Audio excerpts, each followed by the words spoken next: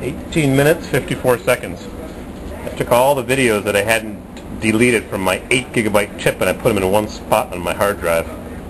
So maybe I'll make a video of my trip across the country in 5 minutes or less. Anyhow, I said I wouldn't make a video today, but I say that every day. It's enough! I got work to do! It's sunny outside and that's all the sun I could see. Yep. What am I doing? I've got a special socket that I made out of a 19mm MIT, Michigan Industrial Tools, made in Ching-Chang-Chong. It is a special tool. Sharpen the end of my lamp hook so it would hold on the fender trim. It's not rusted. Usually just make a hole right there, but no rust. Where'd that tool go? That's what she said to the sailor. Anyways, here we go. This is a special tool to remove the steering knuckle from a Dana 44 found on Jeeps, Suburbans, Blazers, Dodge trucks. Dana makes axles, everybody buys them. I've got the tie rod end off. You undo the nut halfway, then you hammer on it over here with 2 hammers. You put one hammer, come on, one hammer like that, and you hammer on that hammer with another hammer. So you're not hammering directly on this, and because if you miss, hit the threads. So you use 2 hammers. Made in USA hammer and a made in Ching-Chang China hammer.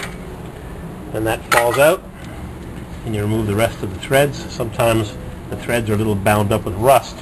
So you take a pry bar, hold up the tie rod to keep some tension on the tapered opening so you can undo the threads, or you use an impact gun which turns faster than the threads can slip. Now I've got to destroy these beautiful 27-year-old seals, and it's bugging me. They're in perfect shape, but this type of differential uses, where'd that special socket go? Oh, yeah.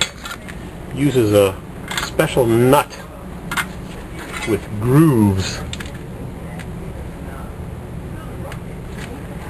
And what you do, you undo it instead of destroying those with a pickle fork, is you put in your ratchet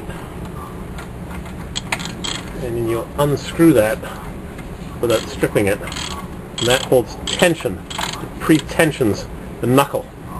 So I'm going to take that out and I'm going to hammer these apart and probably destroy the seals with a pickle fork, which is a fork that goes in there, wrecks the seal, but spreads these things apart.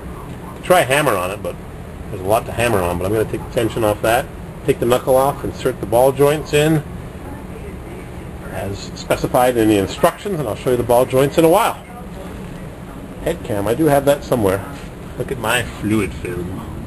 Somebody asked me what it's going to look like in the spring. I said, well, I guess we'll find out, but it's nice and thick and rich, and I can reapply it any time.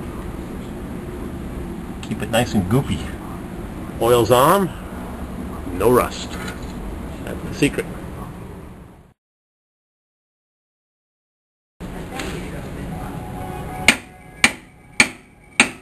Yeah, so there goes the seal. Oh well. Yep.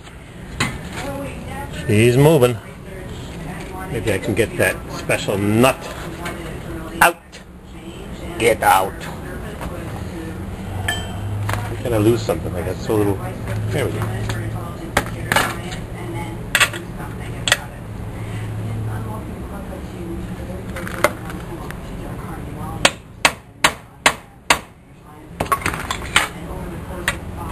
Shouldn't be rusted. Nope, I'm going to strip it. I got to use 2 hands. Now I got to take off the bottom nut. Ball joint. Nut. Bottom. Top.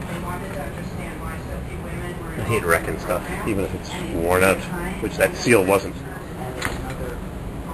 I've been banging on this thing for 5 minutes and my ears are ringing. I thought I'd save the best for last. Ready? Whoop!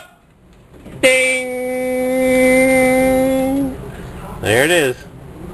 I could see it moving, so I knew it was ready to go. Loose. Junk. Not too bad for 260,000 miles. 400,000 kilometers. Let's see, 100 is 60. 100,000, 4, so 600, 240. Yep, 400 and something thousand kilometers. Anyhow, now I gotta take the ball joints out of the knuckle. And this one's held in place with a snap ring, and that one's held in place with a big hammer. No rust. And I still have to take out the sleeve, tapered adjusting sleeve that's inside. And that's probably got a little bit of rust. Yep. That's got to come out because I got to put a new one in and tension the ball joint with a micro torque wrench. Yeah, right. Rusted. It's the only rust on the whole T-Roc from a battery that overheated. No problem. I welded it at an angle iron. It's all fixed. Alrighty. So here we go. This is that internal nut on the Dana 44 that has the pin. All kinds of little tools hidden on my table here. See that little pin? Right there. That pin's supposed to be sticking out just a little bit. You know what I could use actually? I could use this universal joint roller that I busted yesterday. I'm not a fan of changing U-joints. You gotta slide it together just right. And one of the pins slipped out because I didn't hold it right. But maybe I could use a U-joint. I used a piece of coat hanger the last time, but I could use one of these little roller guys. No, I think it's too big. Too big. But what I'm going to do with this one, I got a head cam, I'm not sure where the mount is. What I'm going to do is I'm going to push it out slightly so that it'll engage the lock washer that holds on the top slot. But what the problem was I couldn't get the nut off to adjust this properly, but now I can because I air ratcheted off, if you watched the video yesterday, and then I took my thread file, 16 threads per inch. These thread files are great. You must have them if you work on anything with nuts and bolts, or if you're a nut and you work with nuts. What you do is you just find the right one with the thread pitch gauge, and you just file it away like that, and it cleans up these mangled threads. I'm going to put it on super macro so you can get a better view. I'm going to show you what I did. Super macro! Wow! This camera does more things than my other one, but it's also much bigger, and it doesn't do that 9-scene gizmo. Anyways, I thread filed that mangled area, and I have no idea how it would have gotten mangled, but it's mangled. I thread filed it for 5 minutes, and then I'll take my special socket. I found something else in my Pilotrix Chrome Vanadium. That's all it says. It's a 4-wheel drive Chevy socket. 20 bucks. And look at this. After I thread filed it over that really rough area, still a little tight, but travels over it with a little bit of restriction. Not bad, huh?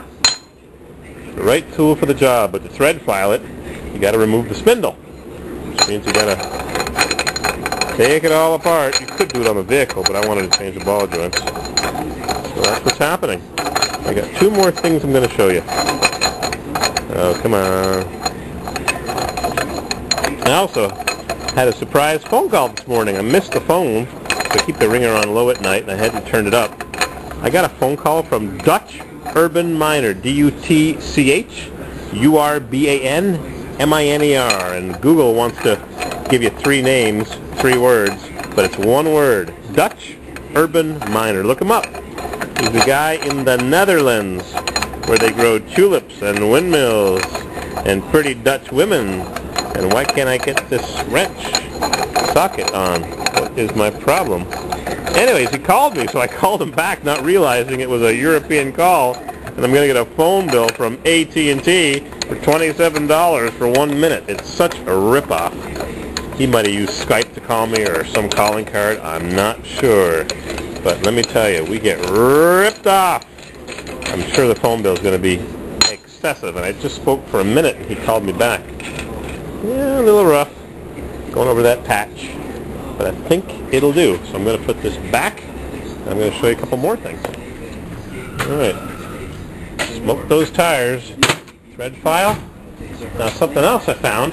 I was struggling with this crappy socket that I made by grinding and adjusting.